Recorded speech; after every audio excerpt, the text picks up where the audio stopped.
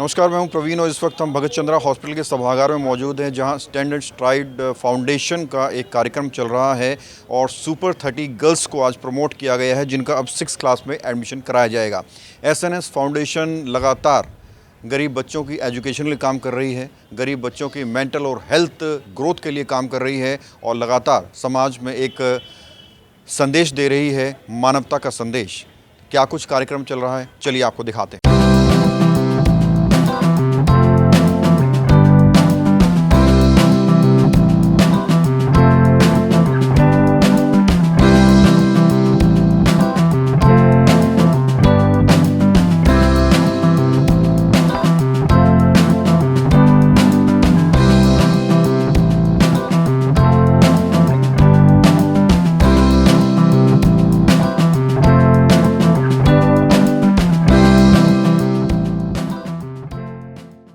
यहाँ आने के लिए भी आप सबका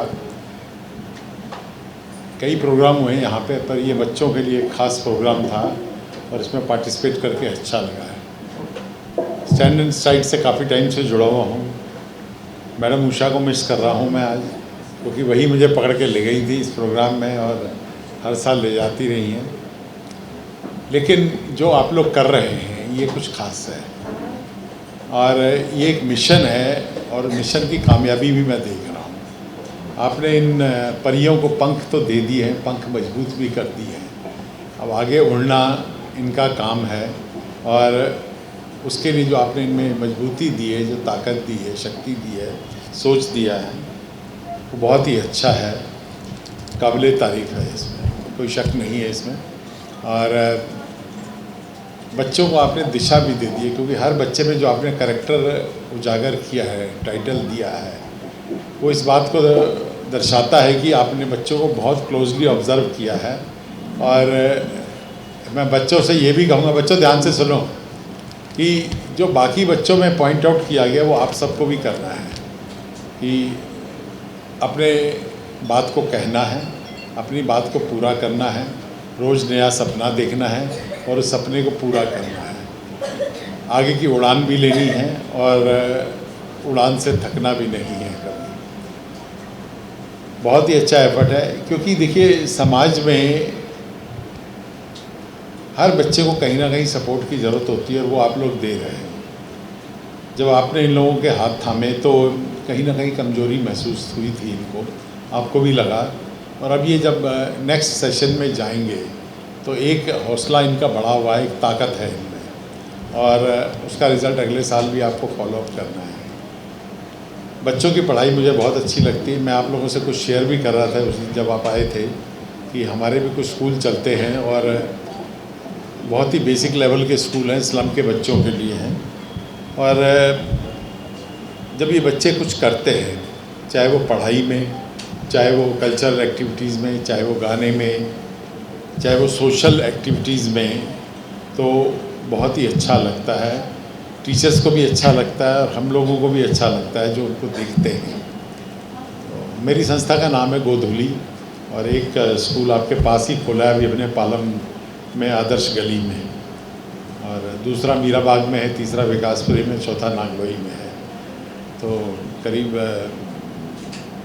600-700 बच्चे हैं जिनको हम लोग कर रहे हैं। लेकिन यहाँ पे एक जिम्मेदारी मैं आप लोगों को देना चाहता हूँ कि जो कमरे हमारे खाली पड़े हैं शाम को, वहाँ पे आप टीचर्स को लगाइए और बच्चों को जो स्पेशल एजुकेशन देनी है वो आपको देनी है। मेरे पास वो रिसोर्स नहीं है, ठीक है ना। ये बात मैंने कही है कि बच्चे भी आप लोग लाइए, टीचर्स भी आप लोग लाइए। टीचर्स पे जो खर्चा होगा वो हमारी संस्था कर देगी, वो कमी नहीं है, वो खर्चा हम कर देगी। जो रीडिंग मटेरियल चाहिए वो भी प्रोवाइड करवा देंगे। तो मिल के कुछ काम करेंगे तो कुछ और हासिल होगा, क्योंकि हमारे कमरे तो सुबह 4 घंटे इस्तेमाल होते हैं, बाकी का दिन खाली पड़ा। तो मैं चाहूँगा कि वहाँ पे कुछ और एक्टिविटीज़ हो और अडल्ट एजुकेशन भी हमारे एजेंडा में है। तो आप लोग कुछ उस तरह का भी करना चाहते हैं, क्योंकि जिन पेरेंट्स के बच्चे हैं ये बहुत क्लियर है कि उन पेरेंट्स ने भी पढ़ाई नहीं की है शुरू में, या उनको मौका नहीं मिला पढ़ाई करने का। तो अगर उनमें से कुछ पेरेंट्स आके बेसिक सीखना चाहते हैं तो उनको भी सीखने का मौका मिलना चाहिए। नहीं तो वो बच्चों के सामने थोड़ा सा कमज़ोर महसूस करेंगे अपने आप को, और एक बारी वो खुद पढ़ लेंगे तो बच्चों की पढ़ाई भी इनकरेज करेंगे, इसमें कोई डाउट नहीं है। मैं अपने स्कूल के बारे में थोड़ा और बताना चाहता हूँ कि आपके घर में जो सर्वेंट्स वगैरह काम करते हैं, पेंटर्स काम करते हैं, ड्राइवर्स काम करते हैं, या माई काम करती है, बर्तन मांजने खाना बनाने वाले, ये लोग सुबह 8 बजे घर से निकल जाते हैं। इनके बच्चे स्कूल नहीं जाते और ना ही सरकारी स्कूल में प्रोविज़न है इनका। तो हमारे जो स्कूल हैं इनके घरों के आसपास ही होते हैं और वहीं से हम इनको एनरोल करते हैं। 3 साल 3.5 साल हम अपने पास रखते हैं, उसके बाद हम MCD के स्कूलों में इनको भर्ती करवा देते हैं। 100% सबको भर्ती कराते हैं, कोई एक आध भाग हो जाए। प्रॉब्लम हमारी यही है कि इनमें से बहुत सारे माइग्रेंट पेरेंट्स हैं, तो ये चले जाते हैं घर, तो बच्चों की पढ़ाई बीच में छुड़वा देते हैं और घर चले जाते हैं। लेकिन फिर भी अच्छा परसेंटेज है, 70-80% कोर्स कंप्लीट करते हैं और संस्था हमारी करीब 30 साल से ऊपर हो गए हैं। तो अब पहले शुरू के पढ़े हुए बच्चे भी अब आते हैं, अपने बच्चों को हमारे यहाँ भर्ती कराया उन्होंने, अच्छा लगा उनको और हमें भी अच्छा लगा कि दोबारा आए। तो ये एक सामाजिक जिम्मेदारी हम सबको पूरी करनी है कि समाज में पढ़ाई को इनकरेज करना है और पढ़ाई भी सही दिशा में, और उसके साथ साथ डिसिप्लिन होना भी ज़रूरी है। बच्चों को आवारागर्दी से रोकना है, ड्रग्स से रोकना है और फिज़िकल एक्टिविटी भी बढ़ानी है। तो आप भी कर रहे हैं, हम भी कर रहे हैं, मिल के करेंगे कुछ और हासिल होगा। अच्छा लगा, बहुत अच्छा लगा आज आपके बीच में आके। धन्यवाद। सर क्या कहेंगे, ये जो स्टैंड एंड स्ट्राइड है, कब इसकी शुरुआत हुई और कैसे संस्था काम करती है गरीब बच्चों के लिए? नमस्कार। सबसे पहले तो मैं स्टैंड एंड स्ट्राइड फाउंडेशन से न्यूज़ चैनल को बहुत बहुत बधाई देता हूं और धन्यवाद भी देता हूं कि हमें मौका मिला अपनी बात कहने का।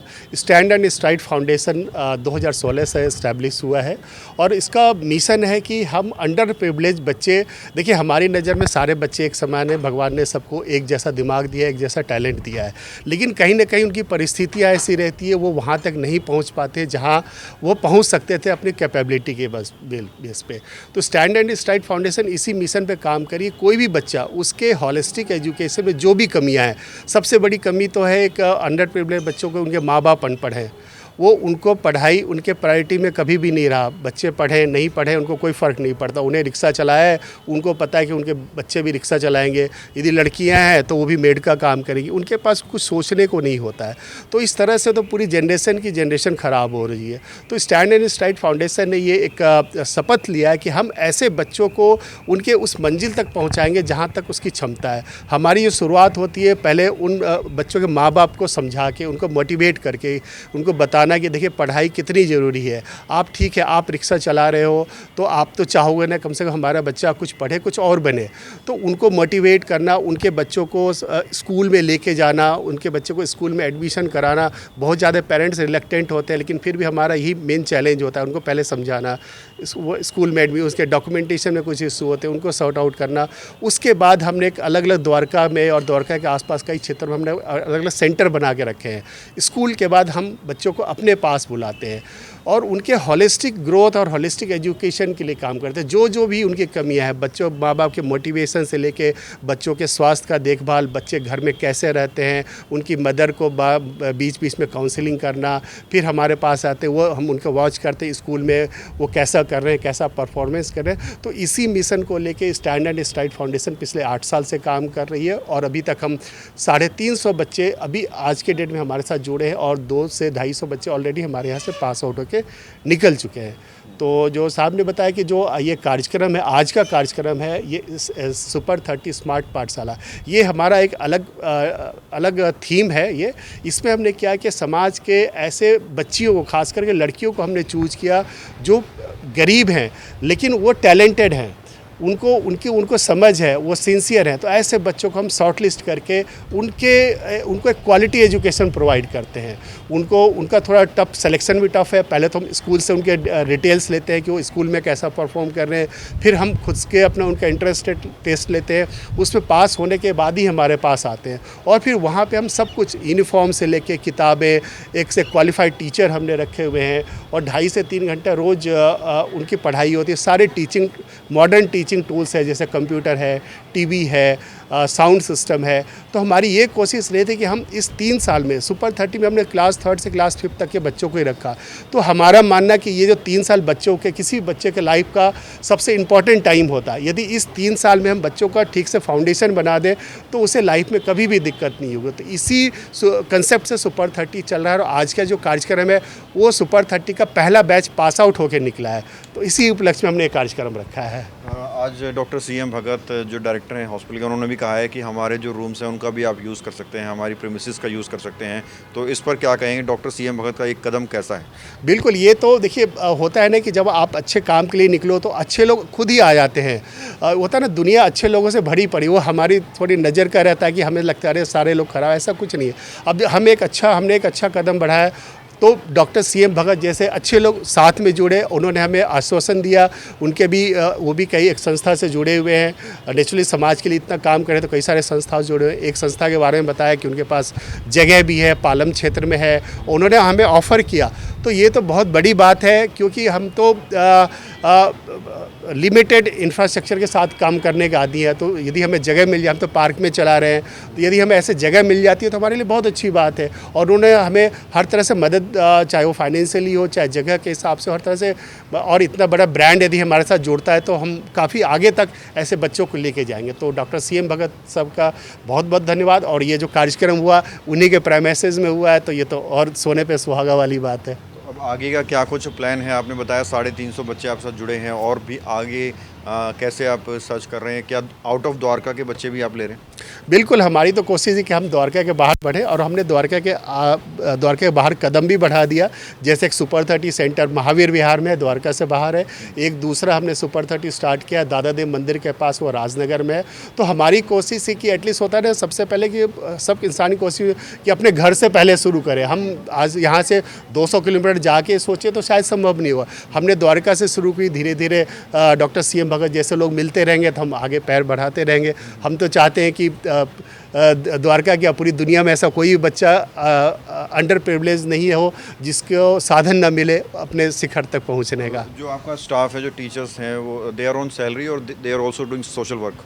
ये सारे सोशल वर्कर हैं, सारे वॉलेंटियर हैं। मुझे बताते बहुत खुशी हो रही है कि 100 से ज़्यादा वॉलेंटियर हमारे साथ जुड़े हैं। कुछ उसमें पेड वॉलेंटियर है, वो जो हमारे यहाँ से जो बच्चे पढ़ के निकले, या उनके घरों में जो महिलाएं जो थोड़ी बहुत पढ़ी लिखी है, उनको हम ट्रेनिंग दे के उनको एज ए टीचिंग स्टाफ या हेल्पिंग स्टाफ में उन्होंने हम रखा। बट 90% हमारे साथ वॉलेंटियर जुड़े हुए हैं। लोग आपको देख रहे हैं, आपके साथ जुड़ना चाहते हैं समाज सेवा में, कैसे आपसे कॉन्टैक्ट कर सकते हैं? बिल्कुल जुड़ सकते हैं। ये तो हम चाहते हैं ज़्यादा से ज़्यादा लोग जुड़े। स्टैंड एंड स्ट्राइड फाउंडेशन के आप वेबसाइट पे जा सकते हैं। यदि नंबर मैं बताता हूँ, यदि आप नोट कर सकते हैं, नोट कर ले।